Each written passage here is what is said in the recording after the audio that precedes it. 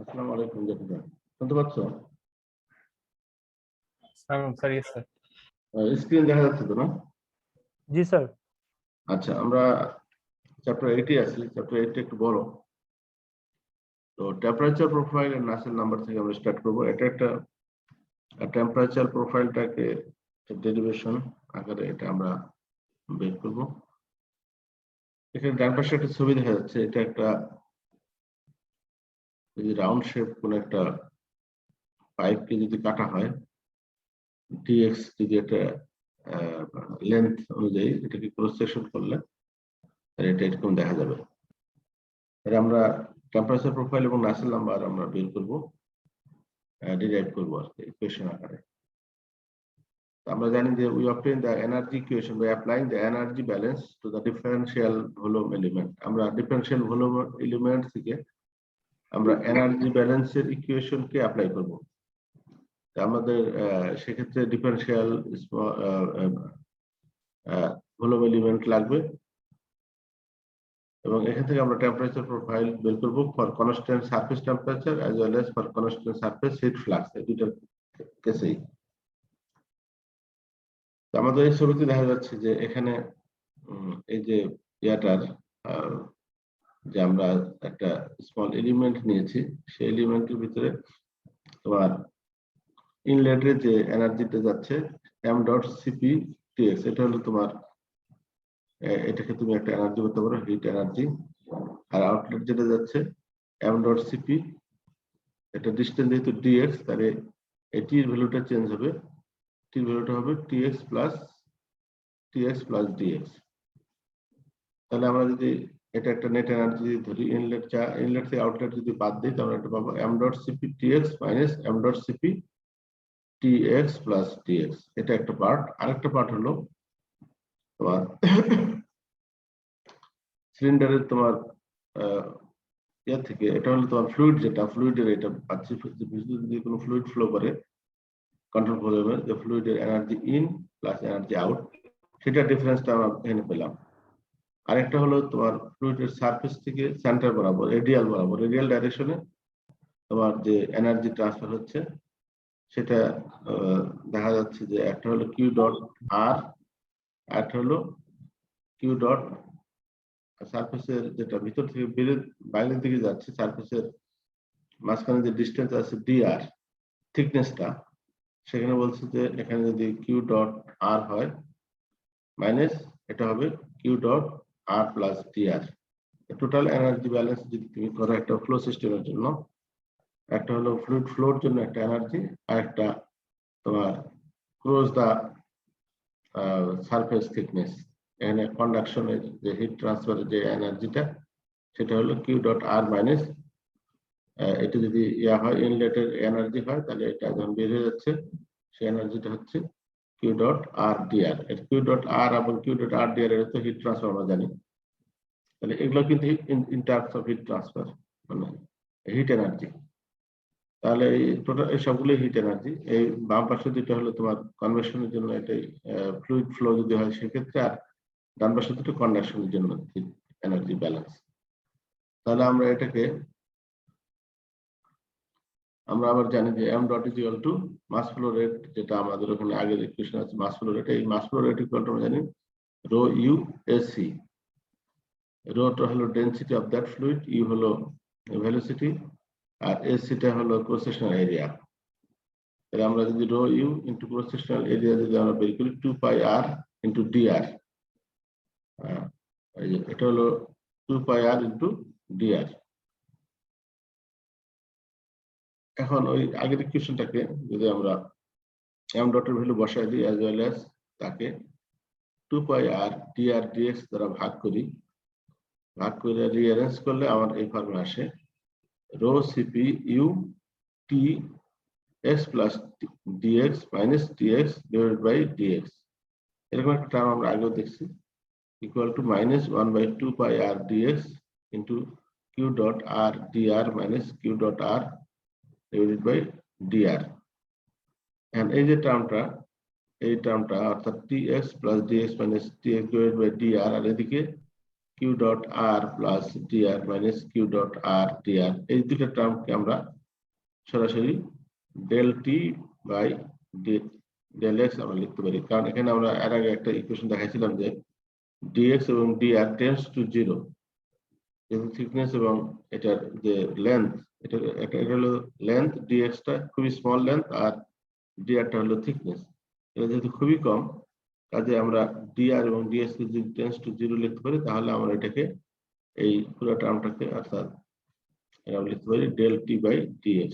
আর এদিকে বাম পাশে আছে রো cpu, এটাকে আমরা নিচে নিয়ে আসলাম, রো সিপি টাকে নিচে নিয়ে আসলাম এখানে, আর এটার পরিবর্তে বড় q dr plus q r plus dr minus Q dot r by dr এটাকে আমরা লিখতে পারি del q dot divide by del r, আর বাকিটা তো ঠিকই থাকলো। এখন আমরা এই জিনিসটা আমাদের যে from the Fourier's law of heat conduction in the radial direction, এই যে হিট কন্ডাকশনটা মনে হয় তারিখ পড়াইছে তোমাদেরকে, হিট কন্ডাকশনের একটা ফোরিয়ার লর একটা ইকুয়েশন আছে রেডিয়াল ডাইরেকশনের ক্ষেত্রে, এই ইকুয়েশনটা তোমাদের জানতে হবে। হিট কন্ডাকশনের রেডিয়াল ডাইরেকশনের যে ইকুয়েশন, সেই ইকুয়েশনটা এখানে নিয়ে আসছে, সেটা হয়তো কন্ডাকশনের ফার্স্ট চ্যাপ্টারে বা সেকেন্ড চ্যাপ্টারে থাকতে পারে। তাহলে সেখান থেকে এই যে ইকুয়েশনটা আমরা del q dot del r equal to লিখতে পারি del by del r within bracket minus k 2 pi r dx del t by del r equal to minus 2 pi k dx del by del r within bracket r dr r dt del t by del r। তাহলে এই ইকুয়েশনটা আমরা কিন্তু এটা একটু মুখস্থ রাখতে হবে, অথবা কন্ডাকশনের যে রেডিয়াল ডাইরেকশনের যে কন্ডাকশন হিট ট্রান্সফার, সেই ইকুয়েশনটাকে তোমাদের জানতে হবে। তো এই ইকুয়েশনে আমরা দেখলাম যে এখানে del q by del r সরাসরি একটা টার্ম পেয়ে গেলাম, এটা ইকুয়েশন নম্বর 8-52। এখন আমাদের এখানে del q ইকুয়েশন 51 এ আছে, আমার del q dot by del r এর পরিবর্তে আমি এইটা এই বড়টা বসাই দেবো আর কি, 852 কে 851 এ বসাই দেবো। তাহলে বসাই দেবো as well as alpha is equal to k by rho cp, অর্থাৎ থার্মাল ডিফিউসিভিটি এই টার্মটাও এখানে নিয়ে আসবো। নিয়ে আসলে আমাদেরকে যেটা আসতেছে যে এই del q dot del r এই টার্মটা যদি এখানে বসাই দিই,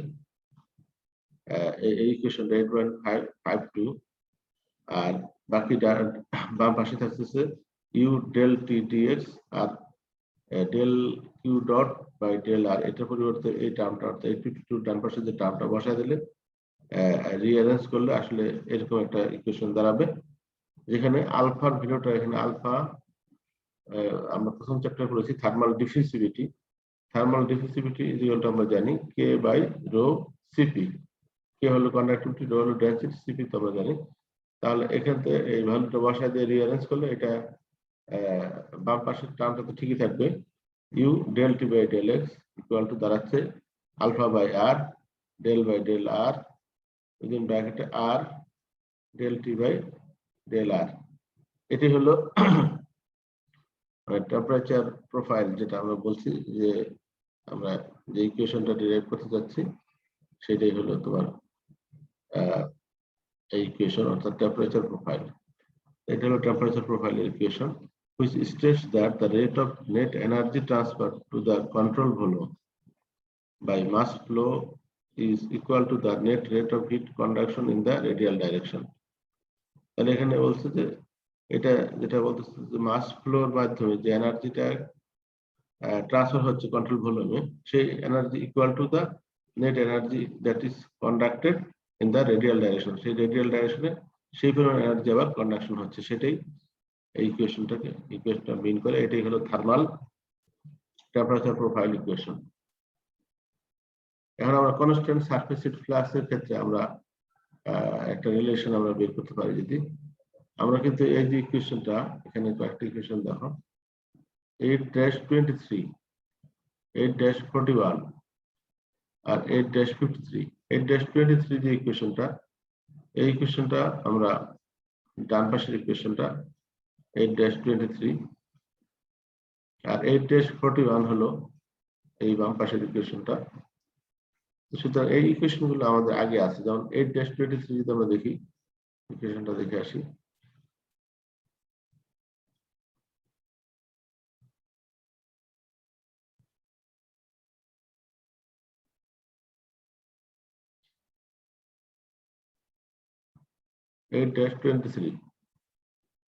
এটা হলো ফর সার্কুলার টিউব, আমরা del t by del x equal to আমরা লিখতে পারি 2q dot s rho v average cpr।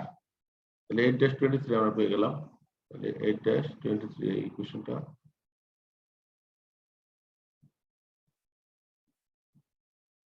8-23 থেকে আমাদের এটা হলো ডান পাশে যে equation del t by del x equal to 2q dot rho v average cpr।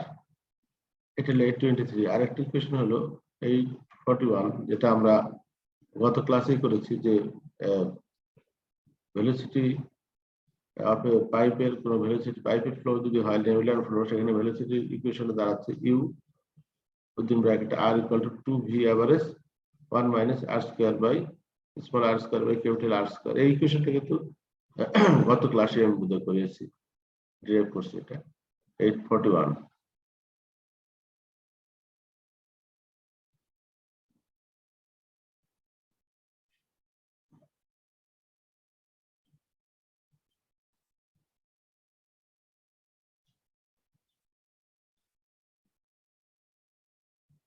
এই 8-41 এই যে আমাদের যেটা combining the last two equation, the velocity profile এর একটা ইকুয়েশন। এটা ছিল, এই যে এটা আমরা দেখছি q max equal to v average, একটা ভেলোসিটি প্রোফাইল ইকুয়েশন ছিল। এই দুটো ইকুয়েশন থেকে আমরা এখানে 8-23 এবং 8-41 এই দুটো ইকুয়েশন থেকে এখানেও লেখা আছে দুটো ইকুয়েশন, এই দুটো ইকুয়েশন আর 8-53 ইকুয়েশন। এই তিনটে ইকুয়েশন লেখার পরে আমরা 8-53 তে 8-41 এবং 8-23 দুইটা টার্ম এখানে বসায় দেবো। একটা টার্ম হলো u এর এই ভ্যালুটা যেটা উইদিন ডট ডট লাইনের বক্সের ভিতরে দেখানো আছে বাম পাশে, এটা u এর পরিবর্তে বসাবো, আর del t by del x এর পরিবর্তে ডান পাশে এই বক্সের ভ্যালুটা বসাবো। বসানোর পরে 8-53 ইকুয়েশনে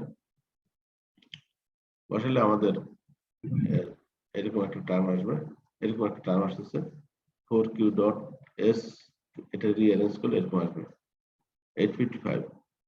তারপরে করতে হবে কি, এটাকে আমাদের separating the variables and integrating twice, এটাকে দুইবার ইন্টিগ্রেট করলে আমরা এই ইকুয়েশনটা পাবো, এবং এর সাথে দুইটা কনস্ট্যান্ট পাবো। ইন্টিগ্রেশন দুইবার করলে দুইটা কনস্ট্যান্ট পাবো, অ্যাজ ওয়েল এজ এরকম একটা ইকুয়েশন পাবো। এখানে তোমাকে একটা বাউন্ডারি কন্ডিশন অ্যাপ্লাই করতে হবে, যেটা হলো del t by del r equal to 0 যখন r equal to 0, রেডিয়াস যখন 0 হবে তখন del t by del r 0 হবে because of symmetry, and t equal to ts, t equal to ts তখনই হবে যখন r equal to capital R, অর্থাৎ সারফেসে রেডিয়াসটা যখন ম্যাক্সিমাম হবে, অর্থাৎ তার মানে সারফেসের কথা বলা হচ্ছে এখানে, t equal to ts at r equal to capital R। এই দুইটা যদি বাউন্ডারি কন্ডিশন অ্যাপ্লাই করি তাহলে এই c1 এবং c2 ভ্যালু আমরা পেয়ে যাব। এই c1 এবং c2 ভ্যালু বসালে আলটিমেটলি আমাদের ইকুয়েশনটা এরকম দাঁড়াবে t equal to ts minus q dot s r by k 3/4 minus r square small r square by capital R square plus r to the power 4 by 4 r to the power 4. The mean temperature Tmin is determined by the substituting the velocity and temperature profile relation equation 8-41, 8-57 into equation 8-4 and performing the integration.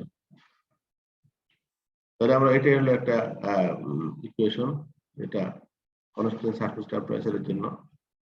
এখন 8-41, 8-57 আর 8-4 এই তিনটে equation আবার লাগতেছে। দেখো 8-41, 8-51, 57 and এই দুটো ইকুয়েশনের ভ্যালুটা 8-4 এ আমরা বসাই দেব। সেটা বসাইলে আমরা আবার মিন টেম্পারেচারের ইকুয়েশনটা পেয়ে যাব।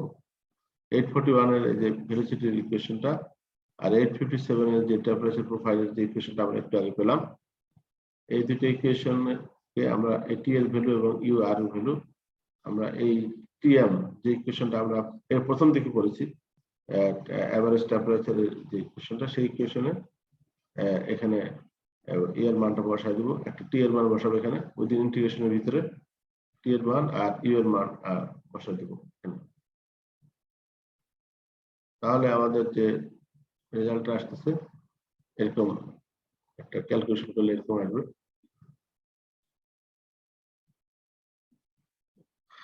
আসার পরে এটা রিঅ্যারেঞ্জ করলে এখানে আরেকটা টিএম ইকুয়াল টু এরকম আসতেছে কিউ ডট আছে এর ভিতরে, কিউ ডট আর কে এন্ড কিউ ডট এস, যেটা এটা সম্বন্ধে আমরা জানি যে q dot s equal to আমরা লিখতে পারি আমরা s equal to ts minus tm. এই কিউ ডট এস এর পরিবর্তে এই ভ্যালুটা s within bracket ts minus tm যদি বসায় দেই কিউ ডট এস এর জায়গায়, তাহলে এটা রিঅ্যারেঞ্জ করলে আমাদের এস ইকুয়াল টু আসতেছে 4.36 ইনটু কে বাই ডি। এটা তো তোমরা জানো যে কন্ডাক্টিভিটি, আর থার্মাল কন্ডাক্টিভিটি যেটা, আর ডি হলো ডায়ামিটার অফ দ্য পাইপ। তাহলে আমাদের এখানে একটা নিউমেরিক্যাল টার্মের মতো আসছে, তাহলে constant heat flux circular tube laminar flow. আমরা যেহেতু এটা কনস্ট্যান্ট হিট ফ্লাক্স নিয়ে আমরা ডিল করছিলাম, এই constant surface heat flux, constant surface heat flux যদি হয় সেই ক্ষেত্রে আমরা যেটা পেলাম সেটা হলো যে কনস্ট্যান্ট হিট ফ্লাক্স জন্য আমরা পেলাম নাসেল নাম্বার ইকুয়াল টু এই ইকুয়েশন থেকে, এটা Nusselt number equal to H D by K equal to 4.36। তাহলে তোমাদের এটা মুখস্থ রাখতে হবে, এইচ ডি লাস্টের এই টার্মটা। আসলে আলটিমেটলি এই ডেরিভেশনটা মুখস্থ রাখার দরকার নেই, ডেরিভেশনটা কঠিন আছে। তোমার এখানে শুধু এই নাম্বারটা নাসেল নাম্বার হলো 4.36 কনস্ট্যান্ট হিট ফ্লাক্স এর ক্ষেত্রে সার্কুলার টিউব লেমিনার ফ্লো, এই কটা মনে রাখবো। কনস্ট্যান্ট হিট ফ্লাক্স কার জন্য প্রযোজ্য? এটা সার্কুলার টিউবের জন্য প্রযোজ্য এবং লেমিনার ফ্লোর জন্য প্রযোজ্য। সেই ক্ষেত্রে তুমি নাসেল নাম্বার লিখলে 4.36। কনস্ট্যান্ট হিট ফ্লাক্স যদি না হয়, সার্কুলার টিউবও যদি না হয়, লেমিনার ফ্লো যদি না থাকে, এই তিনটার যদি কোনো একটা না থাকে তাহলে এটা অ্যাপ্লাই করা যাবে না। সুতরাং এই তিনটাই হতে হবে, কনস্ট্যান্ট হিট ফ্লাক্স সিচুয়েশন থাকতে হবে, সার্কুলার টিউব হতে হবে, as well as laminar flow হতে হবে। তাহলেই তুমি এটা লিখতে পারবা Nusselt number equal to H D by K equal 4.36। এটা মুখস্থ রাখবা। আর এটা যদি কনস্ট্যান্ট হিট ফ্লাক্স না হয়, কনস্ট্যান্ট সারফেস টেম্পারেচার হয়, আর বাকি দুটো ঠিক থাকে, লেমিনার সার্কুলার টিউব এবং লেমিনার ফ্লো এর দুটো ঠিক থাকে, শুধুমাত্র কনস্ট্যান্ট হিট ফ্লাক্সের জায়গায় কনস্ট্যান্ট সারফেস টেম্পারেচার হয়, তাহলে নাসেল নাম্বার এখানে কমে যাচ্ছে, 4.36 জায়গায় 3.66 হয়ে যাবে।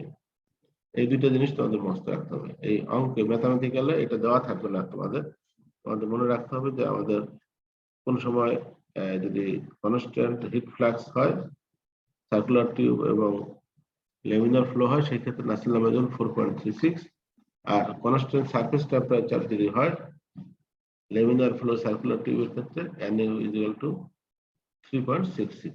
এটা ডেরিভেশন করে আসছে, বাট এত বড় ডেরিভেশন আমার মনে হয় এটা না জানলে হবে, কিন্তু এই দুটো টার্ম মতো আমাদের মুখস্থ রাখতে হবে। আচ্ছা, আমরা এখানে কতগুলো কমন কতগুলো দেখাচ্ছি। Laminar flow in non circular tube যদি হয়, সেই ক্ষেত্রে নাসেল নাম্বার ফর্মুলাটা কেমন হবে, সেখানে একটা টেবিল আছে, সেই টেবিলটা আমরা দেখতে পাচ্ছি। The friction factor F and the Nusselt number relations are given in table 8-1. এই টেবিলটা 8-1 for fully developed laminar flow in tubes of various cross section. এখানে তোমাদের যদি কোনো অনেক সময় অন্য ক্রস সেকশন হয়, সার্কুলার ক্ষেত্রে তো আমরা দেখাইলাম, এটা যদি নন সার্কুলার হয় তাহলে সেই ক্ষেত্রে ডাইমেনশনের উপর ভেরি করে নাসেল নাম্বার চেঞ্জ হবে। যেমন হলো এই কলামটা, মাঝখানে যে কলামটা, এটা হলো নাসেল নাম্বার, বাম পাশেরটা এটা দুই ভাগ করছে। নাসেল নাম্বার ইকুয়াল টু একটা হলো টিএস কনস্ট্যান্টের ক্ষেত্রে, অর্থাৎ কনস্ট্যান্ট সারফেস টেম্পারেচার ক্ষেত্রে, আর কনস্ট্যান্ট হিট ফ্লাক্সের ক্ষেত্রে ডান পাশেরটা। তাহলে আমাদের এখানে দেখতে পাচ্ছি যে কনস্ট্যান্ট হিট ফ্লাক্সের ক্ষেত্রে, তোমার সার্কুলার টিউবের ক্ষেত্রে আমরা যেটা শিখলাম যে কনস্ট্যান্ট হিট ফ্লাক্স যেতে হয়, কনস্ট্যান্ট সারফেস টেম্পারেচার হলো নাসেল নাম্বার হলো 3.66, 3.66 আছে, আর কনস্ট্যান্ট হিট ফ্লাক্সের ক্ষেত্রে কিউ ডট এস কনস্ট্যান্ট হলো 4.36, আর ফ্রিকশন ফ্যাক্টর হলো F equal to 64 by Reynolds number. এটাও কিন্তু আমরা জানি। যদি এটা সার্কুলার টিউব হয়, laminar flow, fully developed laminar flow হয়, তাহলে friction equal to 64 by Reynolds number. এই তিনটা টার্ম কিন্তু আমাদের মুখস্থ রাখতে হবে এবং এটা আমরা জানি। তারপর যখন আদার শেপ এসে যাচ্ছে, রেক্টেঙ্গেল শেপ, ইলিপ্টিক্যাল শেপ, তারপরে আইসোলেস ট্রায়াঙ্গেল, সেক্ষেত্রে এগুলো এত বড় বড় ফর্মুলা তোমাদের মুখস্থ রাখতে হবে না, এত কিছু মনে রাখার দরকার নেই। সেই ক্ষেত্রে এই ধরনের টেবিল যদি প্রয়োজন হয় দেওয়া থাকবে। টেবিলের থেকে তোমরা দেখতে পারবা যে নাসেল নাম্বার ইকুয়াল টু কত, 2.98। এই ক্ষেত্রে দেখো এখানে এ আর বি রেশিও যদি 1 হয় 2 হয় তাহলে কি হবে, এগুলো এইভাবে তোমাদের এই সিমিলারলি এই ডান পাশে যে কলামটা ফ্রিকশন ফ্যাক্টর এরকম চেঞ্জ হতে থাকবে। এই টেবিল দেওয়া থাকবে যদি অন্য শেপ থাকে, আর সার্কুলার যদি থাকে সার্কুলার শেপেই থাকবে ম্যাক্সিমাম অঙ্ক। সার্কুলার শেপ আর রেক্টেঙ্গেল এই দুটোর মধ্যেই থাকতে পারে ম্যাথমেটিক্যাল প্রবলেম। সার্কুলার শেপ হলে তোমাদের এই তিনটা টার্ম মুখস্থ রাখতে হবে শুধু, আর কিছু না। এখানে এই টেবিলে আর তখন দেওয়া থাকবে না।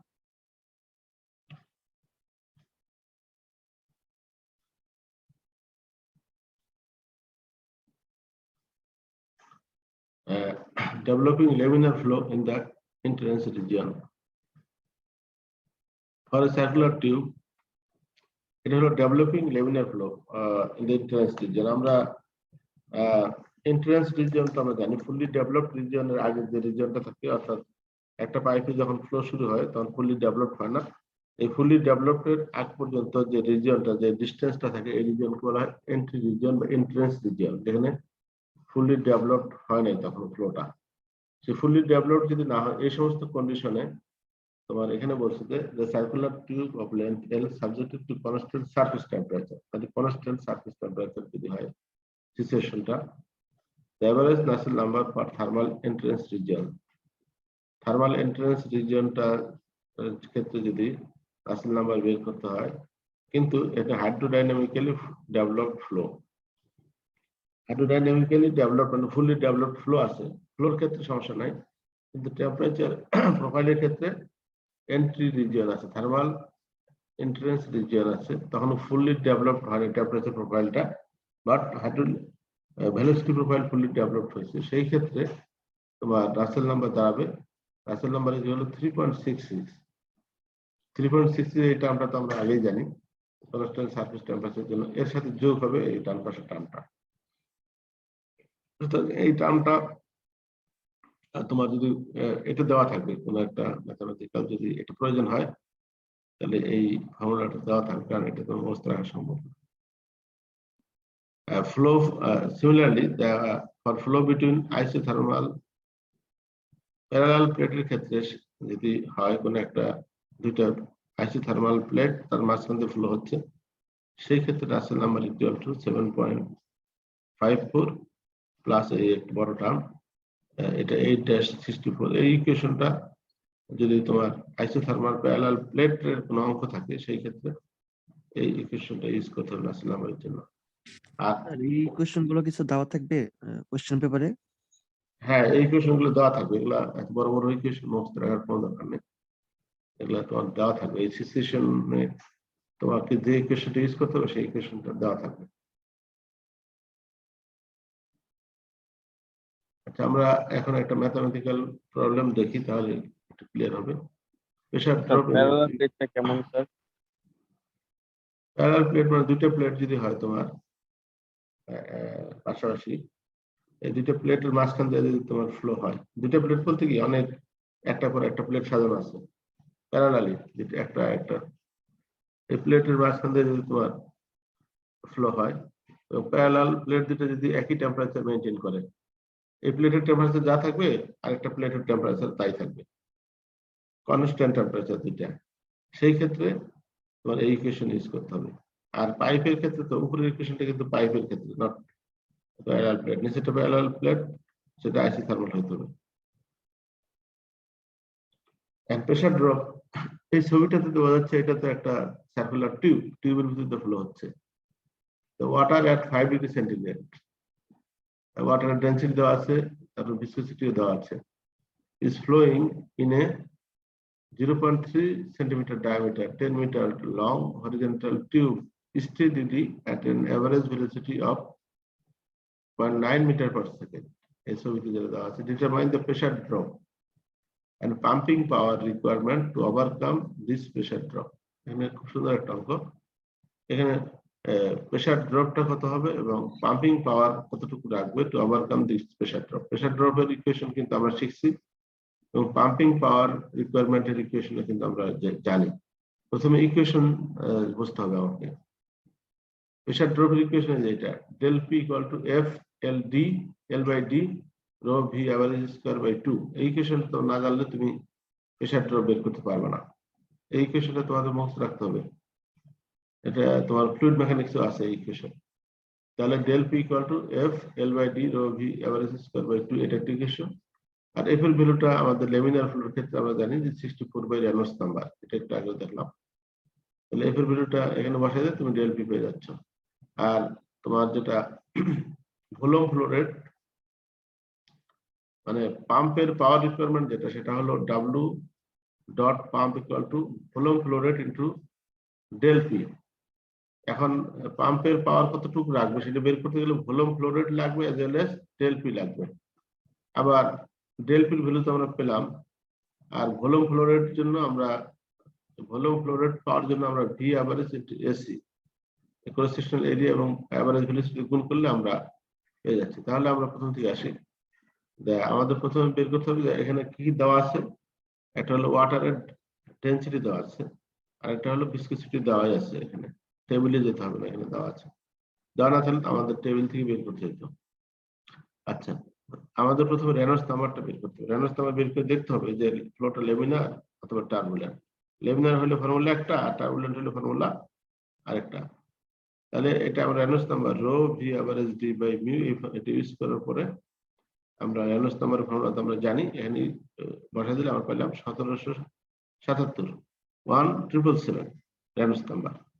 তো আমরা জানি যে পাইপের ক্ষেত্রে ক্রিটিক্যাল রেনল্ডস নাম্বার হলো তোমার 2300 পর্যন্ত হলো তোমার পাইপের ভিতরে যদি কোনো ফ্লো হয় 2300 পর্যন্ত যদি থাকে ভেলোসিটিটা, রেনল্ডস নাম্বার ভ্যালুটা যদি 2300 হয় আপ টু 2300, এটা হলো তোমার কি এটা লেমিনার ফ্লো।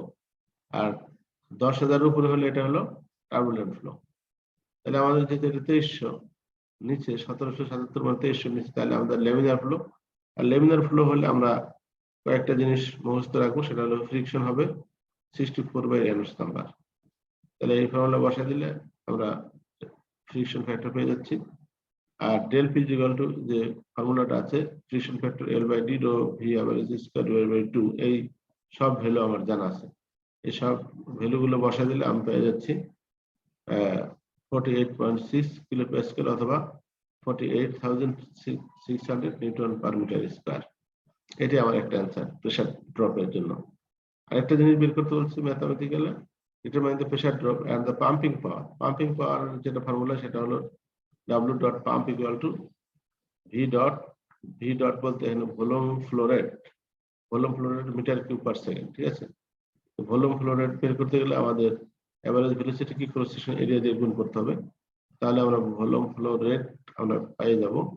অ্যাভারেজ ভেলোসিটি আমি জানি 0.9 মিটার পার সেকেন্ড, আর ক্রস সেকশন এরিয়া হলো পাই ডি স্কয়ার বাই 4, এটা সার্কুলার জন্য। তাহলে আমরা পেয়ে যাচ্ছি এই ভ্যালুটা, ভলিউম ফ্লো রেট পেয়ে গেলাম। আর পাম্পিং লসটা আগে পেয়েছি প্রেসার লস। তাহলে এই দুটো যদি আমরা বসে দিই তাহলে আমরা জানি যে 30.31 ওয়াটের একটা এডিশনাল পাম্প লাগবে সেই যে প্রেসার যেটা লস হবে সেটাকে ওভারকাম করার জন্য। Therefore, the mechanical power input in the amount of 0.31 watt is needed to overcome the frictional losses in the flow due to viscosity. তাহলে যে ফ্লুইডটা ফ্লো করবে তার ভিসকোসিটির জন্য যে ফ্রিকশনাল লসটা হবে সেই লসটা ওভারকাম করার জন্য এডিশনাল পাওয়ার, আমাদের মেকানিক্যাল এনার্জি বা পাওয়ার যেটাই বলো সেটা 0.31 পরিমাণ পাওয়ার আমাদেরকে পাওয়ারের একটা মোটর বা পাম্প লাগবে সেটাকে ওভারকাম করার জন্য। আমরা আরেকটা ম্যাথ দেখি, এই ম্যাথটা দেখে আরেকটু ক্লিয়ার হবে। তাহলে আগের যে ম্যাথটা দেখলাম সেটা হলো তোমার মেইনলি প্রেসার ড্রপ এবং পাম্পিং পাওয়ার বের করার জন্য। এখানে হিট ট্রান্সফারের কোনো ইয়া নেই। হিট ট্রান্সফার এটা ফ্লুইড মেকানিক্স রিলেটেড একটা প্রবলেম। আচ্ছা, আমরা এবার দেখব যে আরেকটা ম্যাথমেটিক্যাল প্রবলেম দেখি। Flow of oil in a pipeline through a lake. এখানে একটা ছবিতে দেখা যাচ্ছে একটা লেক, যে লেকটার নিচ দিয়ে একটা পাইপ যাচ্ছে, অয়েল লাইন। সেই অয়েল লাইনটা লেগের নিচে যাচ্ছে। লেগের পানিটা এত ঠান্ডা, যেটা আইসি লেক, যেটাকে বলা 0°C। অয়েলের টেম্পারেচার ছিল 20°C। যখন এই পাইপে লেগের ভিতরে প্রবেশ করে তখন ওই মুহূর্তে অয়েলের টেম্পারেচার, ইনিশিয়াল টেম্পারেচার ছিল 20°C। আর এই অয়েলের যেটা স্পিড ছিল 2 metre per second, velocity 2 metre per second. আর ডায়ামিটার, পাইপের ডায়ামিটার 0.3 মিটার। আর আউটলেট টেম্পারেচার আমি জানি না, এটা আমাদের হয়তো বের করতে হবে। আর লেগ যে পর্যন্ত আছে পানির নিচে, অর্থাৎ লেগের নিচে যে পাইপের যে যতটুকু পাইপ থাকবে তার লেন্থ হলো 200 মিটার। এখন আমরা দেখি আমাদের কি বের করতে বলছে। Consider the flow of oil at 20°C in a 30 centimeter diameter pipeline at an average velocity of 2 meter per second. এটা আমরা বললাম। A 200 meter long section of the horizontal pipeline passes through icy water of a lake at 0°C. Measurement indicate that surface temperature of the pipe is very nearly 0°. তাহলে এখানে লেগের temperature যদি তোমার 0 হয়, পানির টেম্পারেচারটা লেগের ওর ভিতরে পাইপটা আছে, পাইপের সারফেস টেম্পারেচারও আমরা 0 ধরতে পারি। 0 হবে না, একটু কম হইতে পারে, 0 চেয়ে একটু বেশি হতে পারে, বাট আমরা এখানে নিয়ারলি 0 ধরবো। Disregarding the thermal resistance of the pipe material and determine the temperature of the oil when the pipe leaves the lake. এই অয়েলের টেম্পারেচারটা আউটলেট টেম্পারেচারটা, অর্থাৎ লেক থেকে যখন অয়েলটা আউট হয়ে যাবে, লেকের ডিস্টেন্সটা কভার করে বেরিয়ে যাবে, তখন তার টেম্পারেচারটা কতটুকু ফল করবে বা তার টেম্পারেচার কত হবে সেটা বের করতে হবে। এটা হলো 1 নম্বর, অর্থাৎ এক্সিট টেম্পারেচার অফ অয়েল। 2 নম্বরটা হলো the rate of heat transfer from the oil. Oil থেকে কি পরিমাণ হিট ট্রান্সফার হবে। অয়েলের টেম্পারেচার কিন্তু আমার বেশি 20°, আর লেকের টেম্পারেচার হলো 0°। সুতরাং এখান থেকে একটা টেম্পারেচার হিটটা ট্রান্সফার হবে কোথা থেকে, অয়েল থেকে লেগে পানিতে যাবে। আচ্ছা, তাহলে এই heat transfer, rate of heat transfer বের করতে হবে।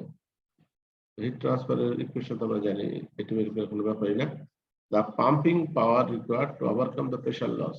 যেটা আগে একটা অঙ্ক আমরা দেখলাম, পাম্পিং পাওয়ার W ডট, সেই pumping power required to overcome the pressure loss to maintain the flow of the oil in the pipe. তাহলে আগের অঙ্কটা যেটা করলাম, এই যে প্রেসার ড্রপ এবং পাম্পিং পাওয়ার রিকোয়ার্ড, এই অঙ্কটার লাস্ট যে সি পার্টটা হলো সেম। সি পার্টটা হলো আগের অঙ্ক। আর এখানে আরো দুইটা জিনিস বের করতে হবে, সেটা হলো এক্সিট টেম্পারেচার আর একটা হলো হিট ট্রান্সফার। আমরা দেখি প্রথমে এখানে যেটা আমাদের এর বলছে যে we do not know the exit temperature of the oil. আমরা এক্সিট টেম্পারেচারটা জানি না। এক্সিট টেম্পারেচার যদি জানতাম তাহলে আমরা এই দুইটা ইনলেট টেম্পারেচার আর আউটলেট টেম্পারেচার যোগ করে 2 দিয়ে ভাগ করে বাল্ক টেম্পারেচারটা বের করে তারপর প্রপার্টিজ, অয়েলের প্রপার্টিজ গুলো বের করতে পারতাম। এক্ষেত্রে আমাদের একটা অ্যাজাম্পশন ধরতে হবে যে এখানে টেম্পারেচার আসলে 20° ছিল, এখানে লেকটা পার হওয়ার সময় তার কিছুটা টেম্পারেচার ড্রপ হবে।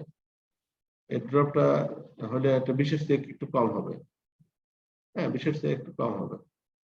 তাহলে 20 প্লাস যদি 19 ধরো, 20 প্লাস 19 ডিভাইডেড বাই 2 অথবা 20 প্লাস 18 ডিভাইডেড বাই 2, তাহলে একটা টেম্পারেচার আসবে, এভারেজ টেম্পারেচার, যে টেম্পারেচারে তুমি অয়েলের একটা প্রপার্টিজ গুলো বের করতে পারবা।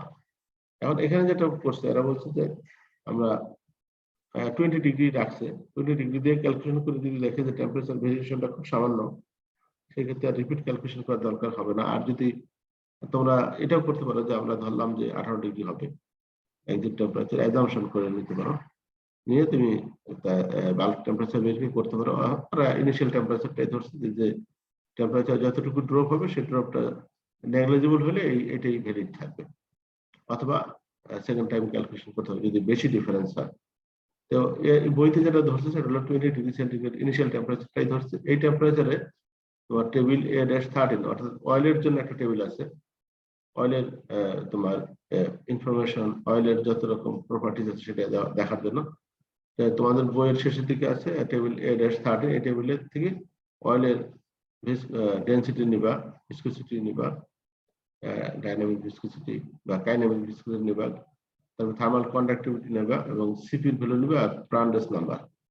এই সবগুলো নেওয়ার পরে তারপরে তুমি আসবে রেনল্ডস নাম্বার বের করতে হবে। প্রথমে রেনল্ডস নাম্বার কেন বের করতে হবে? রেনল্ডস নাম্বার না বের করলে তুমি ফ্লোটা লেমিনার বা টার্বুলেন্ট তুমি বুঝতে পারবে না। আর টার্বুলেন্ট বা লেমিনার না স্পেসিফিক তোমাকে বুঝতে হবে, বোঝার পরে তোমাকে ফর্মুলা অ্যাপ্লাই করতে হবে। এখন আমরা রেনল্ডস নাম্বার বের করে দেখা গেল যে আমার রেনল্ডস নাম্বার আসলে 636, 636। এটা হলো 63 অনেক কম। 63 কম মানেই লেমিনার ফ্লো। তাহলে লেমিনার ফ্লো হলে আমাদের একটা ফর্মুলা আছে যে আমরা আগে দেখে আসছি যে এন্ট্রি লেন্থ, যেটা thermal entry length, thermally fully developed হয়েছে কিনা সেই ফ্লোটা, সেটা যদি আমাদের বের করতে হয় তাহলে আমরা লেমিনার ফ্লোর ক্ষেত্রে আমরা একটা ফর্মুলা জানি যে থার্মাল এন্ট্রি লেন্থ এলটি দিয়ে প্রকাশ করা equal to 0.05 Reynolds number into Prandtl number into diameter of that pipe. এটা যদি আমরা বসাই দিই সব ভ্যালু, তাহলে আমরা পেয়ে যাচ্ছি এখানে কত লম্বা পাইপ দরকার। 1,10,17,000 মিটার পাইপ। এতটুকু ডিস্টেন্স লাগবে শুধুমাত্র তার থার্মাল এন্ট্রি রিজিয়নের লেন্থ। থার্মাল এন্ট্রি রিজিয়নের লেন্থ পার হওয়ার পরে ফুললি থার্মাল ডেভেলপড হবে। তার মানে আমাদের পাইপের লেন্থ মাত্র 200 মিটার না কত বলছে? পাইপের লেন্থ বলছে এখানে 200 মিটার, আর এখানে থার্মাল এন্ট্রি লেন্থই আছে 1,03,600 মিটার। সুতরাং এই জিনিসটা ফুললি থার্মালি ডেভেলপড হবে না। ফুললি থার্মালি ডেভেলপড যদি না হয় সেই ক্ষেত্রে আমাদের এন্ট্রি রিজিয়নের ফর্মুলাটা ইউজ করতে হবে, যেটা আমি তোমার দেখাইলাম, এই দেখাচ্ছি লাস্টে যেটা দেখাইলাম। এই যে এন্ট্রি রিজিয়নের ফর্মুলা থার্মাল এন্ট্রেন্স রিজিয়ন, যেহেতু ফুললি ডেভেলপড হয় নাই, কাজে নাসেল নাম্বারের ফর্মুলা ইউজ করতে হবে থার্মালি এন্ট্রেন্স রিজিয়নের ফর্মুলা, এই ফর্মুলাটা। সুতরাং এই বড় ফর্মুলাটা 8-62, এই ধরনের ফর্মুলা যদি ইউজ করতে হয় অবশ্যই এটা তোমার দেওয়া থাকবে, মুখস্থ রাখা লাগবে না। তাহলে তুমি বুঝতে হবে যে আমি কোন ফর্মুলা ইউজ করবো, কেন ইউজ করবো। তাহলে কেন ইউজ করবো তুমি এটা? যেহেতু আমার থার্মাল এন্ট্রি লেন্থটা আসছে 1,03,600, কিন্তু আমাদের পাইপের লেন্থ আছে মাত্র 200 মিটার। সুতরাং এখানে fully developed thermally fully developed হবে না ফ্লোটা এন্ট্রি রিজিয়নেই থাকবে। তাহলে এন্ট্রি রিজিয়নের ফর্মুলাটা আমরা ইউজ করবো, যেটা ইউজ করছি এই নাসেল নাম্বার HD/K 3.66 প্লাস এই ডান পাশের টার্মটা, এটা ইউজ করাতে তাই তাদের যেটা সবকিছু ভ্যালু বসাই দেবে। এখানে ভ্যালু বসাই দিলে আসে 33.7 নাসেল নাম্বার আসলো।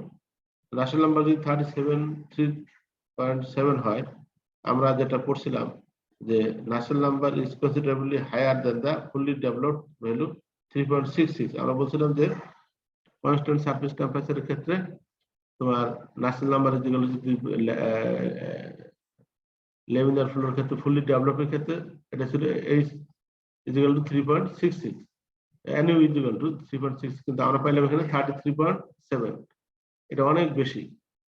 হ্যাঁ, যেহেতু এটা ফুললি ডেভেলপড হয় না, এই কারণে এটা অনেক বেশি। ফুললি ডেভেলপড হইলে 3.66 হইতো। তাহলে এখান থেকে তোমার H এর ভ্যালুটা পেয়ে যাচ্ছি নাসেল নাম্বার HD/K। সুতরাং H এর ভ্যালুটা আমরা পেয়ে যাচ্ছি 16.3 watt per metre square degree centigrade. তাহলে H এর ভ্যালুটা যদি পেয়ে যাই তাহলে তার কোনো সমস্যা নেই। আর সব ভ্যালু আমরা জানি, যেমন S সারফেস টেম্পারেচার, πdl, একটা হলো সারফেস টেম্পারেচার, একটা ক্রস সেকশনাল সারফেস এরিয়া, একটা ক্রস সেকশনাল এরিয়া।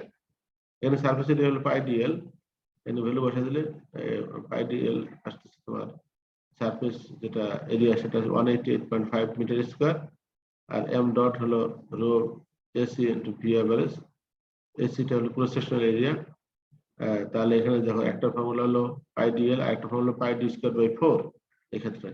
তাহলে তুমি এটা বসা দিলে তোমাকে 125.6 কেজি পার সেকেন্ড আসতেছে।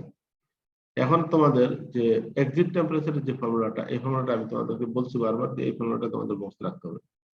এক্সিট টেম্পারেচারের যে ফর্মুলা, এক্সিট টেম্পারেচার যখন দেওয়া থাকবে না তখন এক্সিট টেম্পারেচার বের করার জন্য যে ফর্মুলাটা আছে এই ফর্মুলাটা তোমার মুখস্থ রাখতে হবে। এটা আমি আগে বলছি, এখনো বলতেছি। TE equal to TS, T হলো ই হলো এক্সিট, TS হলো সারফেস টেম্পারেচার মাইনাস উইদিন ব্র্যাকেটে TS minus TI, surface temperature minus inlet temperature, তারপর এক্সপোনেনশিয়াল উইদিন ব্র্যাকেটে minus HAS by m dot CP, HAS by m dot CP এটাকে NTU বলা হয়। যাই হোক, এই ফর্মুলাটা মুখস্থ রেখে তোমাকে এটা অ্যাপ্লাই করতে হবে। এখানে বসায় দিলে সব ভ্যালু যদি বসায় দাও, তোমার জানাই আছে সব ভ্যালু, তাহলে তোমার 19.74। ইনিশিয়ালি ছিল কত আমার 20, 20 জায়গায় এখানে আসলে 19.74। তার মানে কিছুটা টেম্পারেচার কমছে, সেটা 1 ডিগ্রিরও কম, অনেক কম, 0.36 না 0.26 0.26 ডিগ্রি সেন্টিগ্রেড টেম্পারেচার কমছে। কাজে এই কমার কারণে আমার যে আমি 20 ডিগ্রি ধরছি অ্যাজাম্পশনে ইনিশিয়ালি বাল্ক টেম্পারেচারের ক্ষেত্রে, সে এই সামান্য টেম্পারেচার কমার কারণে আমার রিপিট ক্যালকুলেশন করতে হবে, একই ভ্যালু আসবে। সুতরাং আমাদের যে অ্যাজাম্পশন যেটা 20 ডিগ্রি সেন্টিগ্রেড ভ্যালুগুলো নিয়েছি ওটা ঠিকই আছে। আচ্ছা, তাহলে আমাদের এখন প্রথমটা যেটা আমরা চাইলাম, প্রথম উত্তরটা পেয়ে গেছি। এক্সিট টেম্পারেচার আমরা বের করে ফেলছি 19.74। এক্সিট টেম্পারেচার বের করলে আর তো অন্যগুলো তো সোজা। সেটা হলো যে আমাদের লগারিদমিক মিন টেম্পারেচার ডিফারেন্সের যে ফর্মুলাটা আমরা আগে শিখলাম, del T ln equal to Ti minus Te divided by ln Ts minus Te Ts divided by Ts minus Ti। এই ফর্মুলাটাও মুখস্থ রাখতে হবে লগারিদমিক মিন টেম্পারেচারের। কিন্তু এটা তোমরা কিন্তু আগে এটা আমরা বলছি, এটা মুখস্থ রাখার কোনো ব্যাপার না, এটা খুবই সোজা। এটা তুমি সব ভ্যালু বসা দিলে তোমাকে আসতেছে মাইনাস 19.87। লগারিদমিক মিন টেম্পারেচার ডিফারেন্সটা আসছে মাইনাস 19.87 ডিগ্রি সেন্টিগ্রেড। তাহলে আমরা হিট ট্রান্সফারের যে নিউটনস ল, কুলিং যেটা হিট ট্রান্সফারের কনভেকশন, হিট ট্রান্সফারের যে ইকুয়েশন, সেই ইকুয়েশন যদি আমি অ্যাপ্লাই করি, Q dot equal to HAS del T ln, এটা বসা দিলে হিট ট্রান্সফারটা আমি পেয়ে যাচ্ছি। হিট ট্রান্সফারটা হলো 6.11 × 10⁴ ওয়াট। মাইনাস আসলে কেন? এটা যেহেতু মাইনাস আসলে কেন? কারণ অয়েল হিটটা লুজ করতেছে, যখন হিটটা লুজ করবে তখন মাইনাস আসবে, আর হিটটা গেইন করলে প্লাস আসবে। আচ্ছা, তাহলে আমরা হিট ট্রান্সফারটা আমরা পেয়ে গেলাম, অর্থাৎ যেটা আমরা বিতে যেটা চাইছিল, এতে চেয়েছিল টেম্পারেচার, আউটলেট টেম্পারেচার, বিতে চাইলো যে রেট অফ হিট লস, মানে কি পরিমাণ রেটে হিট লস হবে অয়েল থেকে, সেটা পেয়ে গেলাম।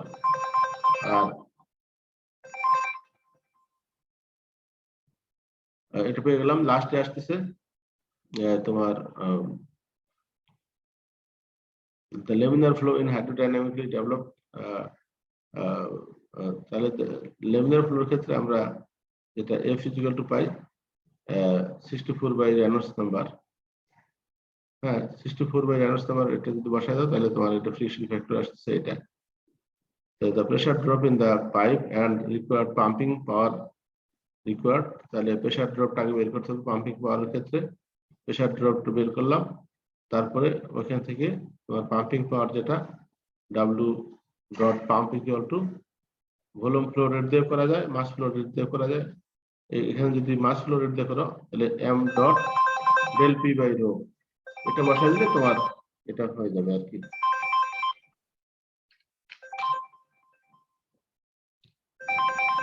তো তোমাদের এই পর্যন্তই থাক আজকে ক্লাস, আর সবাইকে প্রেজেন্ট দিয়ে দেবো অসুবিধা নেই। Thank you very much.